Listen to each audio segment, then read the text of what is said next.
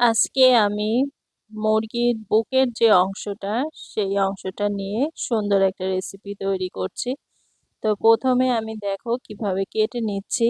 এরকমভাবে লম্বাভাবে কেটে তারপরে আবার আড়াআড়িভাবে কেটে নেব। এটা কাটলে কি হবে, ভিতরে সুন্দর করে মশলাটা ঢুকে যাবে। আমি একটা কেটে নিয়েছি আর একটাও কেটে নিচ্ছি একইভাবে। তো আমার ভিডিওগুলো তোমাদের কেমন লাগে তোমরা কমেন্ট করে জানাবে। আর নতুন নতুন ভিডিও পেতে আমার পাশে সবাই থাকবে। তো এই যে দেখো, আমি খুব সুন্দর করে কেটে নিচ্ছি। এই যে একটু কাছ থেকে দেখিয়ে দিচ্ছি, এভাবে কেটে নিতে হবে। এই যে একটু ধৈর্য ধরে সুন্দর করে কেটে নিতে হবে। আমি জানি আমার চেয়ে আরো ভালো তোমরা কাটতে পারবে। তো আমার কাটা শেষ।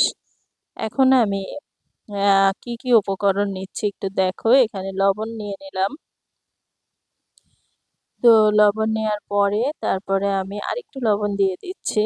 এরপরে আমি আদা রসুনের পেস্ট দিব, গোলমরিচের গুঁড়ি দেব, আর এই যে একটু লেবুর রস দিয়ে দিচ্ছি। এতে করে যে একটা মানে গন্ধ আসে সেটা আর থাকবে না। অনেক সময় হয় কি, মাছ বা মাংস কিছু আইটেম তৈরি করার সময় একটা কাঁচা কাঁচা স্মেল আসে, ওইটা নষ্ট হয়ে যায় যদি এই যে একটু লেবুর রস বা ভিনেগার এগুলো অ্যাড করা যায়। তো আমি এখানে এই যে গোলমরিচের গুঁড়ো দিয়ে নিলাম। আর এমনি কিন্তু এই যে শুকনো মরিচের গুঁড়ো, হলুদ, ভাজা জিরের গুঁড়ো এগুলো কিন্তু এই রেসিপিতে ব্যবহার করব না। তো এই যে আমি আদা রসুনের পেস্ট নিয়ে নিলাম। এখন খুব সুন্দর করে ওই যে ছুরি দিয়ে কেটে নিয়েছিলাম, তো সেই কাটা অংশগুলোর ভিতরে এরকমভাবে মশলাটা ঢুকিয়ে দেব। তাহলে খেতে গেলে খুব ভালো লাগবে। এই যে দেখো, আমি খুব যত্ন সহকারে করছি, কিন্তু আসলে জানো তো, যে কোনো রেসিপি তুমি খুব যত্ন নিয়ে করবে, দেখবে খেতে ভালো লাগবে। ভালোবাসা, এটাকে বলে ভালোবাসা। তুমি রান্না বলো, যে কোনো কাজ বলো, প্রত্যেকটা কাজের ভিতরে যদি তুমি একটা ভালোবাসা রাখো, তাহলে ওই কাজটা কিন্তু অনেক সুন্দর হয়। তো আমি এই যে ম্যারিনেট করে কিছু সময়ের জন্য রেখে দিব। আসলে অনেক রেসিপি তোমাদের সাথে শেয়ার করতে ইচ্ছা করে, কিন্তু সময়ের জন্য হয়ে ওঠে না। তো মাঝে মাঝে টুকটাক ভিডিও দেই। আমি আশা করি আমার বন্ধুদের ভালোই লাগে। তো ভালো লাগলে অবশ্যই কমেন্ট করে কিন্তু জানাবে, আবারও বলছি। আর তোমরা কি ধরনের ভিডিও দেখতে ভালোবাসো আমার পেজে একটু কমেন্ট করে জানাবে। এখন দেখো, প্রায় 1 ঘন্টার মতন আমি এরকম রেখে দিয়েছিলাম ম্যারিনেট করে। তারপরে এই যে তেলে দিয়ে দিলাম। তেলে দেওয়ার পরে আস্তে আস্তে অল্প জালে এটাকে লাল করে ভেজে নিতে হবে। আমার এক পাশ ভাজা হয়ে গেছে, আমি একটু উল্টিয়ে নিচ্ছি। একটু শক্ত হওয়ার পরে আমি এভাবে বারে বারে উল্টাতে থাকবো আর অল্প জালে লাল করে একদম ভেজে নেব। এই যে এখন আমি ওপর থেকে টমেটো সস দিয়ে দিচ্ছি। এখন এই টমেটো সস দেওয়ার পরে খুন্তি দিয়ে আমি খুব সুন্দর করে সসটাকে মাংসের ভিতরে ঢুকিয়ে দেব। দেখো আমি কিভাবে করছি, এই যে একটু কাছ থেকে দেখাচ্ছি। এই যে এতে করে কি হবে, মাংসের কালারটা না চেঞ্জ হয়ে যাবে।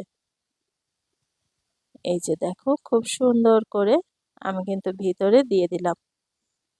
এখন এক পাশ পোড়া পোড়া হচ্ছে, তো এরপরে যখন উল্টাবো তখন কিন্তু অনেক সুন্দর লাগবে দেখতে। তোমরা একটু দেখো, আমি দেখাচ্ছি। একটু পরে ফিরে আসছি। এই যে আমি উল্টিয়ে দিচ্ছি। এখন সসটা কিন্তু তেলের ভিতরে চলে গেল। এরপরে আবার যখন উল্টিয়ে দেব তখন দেখবে কালারটা কেমন চেঞ্জ হয়ে আসলো। আর এই যে খুন্তি দিয়ে কিন্তু আরও একটু অপর পাশটা আমি এরকম ডাবিয়ে দিচ্ছি, যাতে খুব ভালো করে ভিতরে তেল ঢুকে সুন্দর একটা ভাজা ভাজা হয়। এই যে দেখো,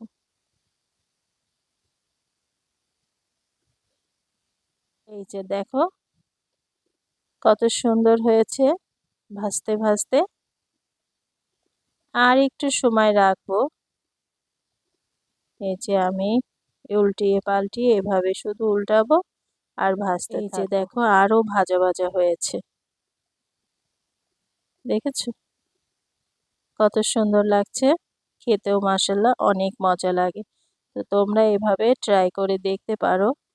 আর যদি ঘরে মধু থাকে তাহলে ওপর থেকে একটু মধুও দিতে পারো, তাহলে কিন্তু স্বাদটা আরো সুন্দর হয়।